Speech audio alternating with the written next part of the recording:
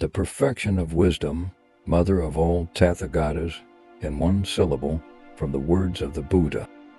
Homage to the great mother Prajnaparamita.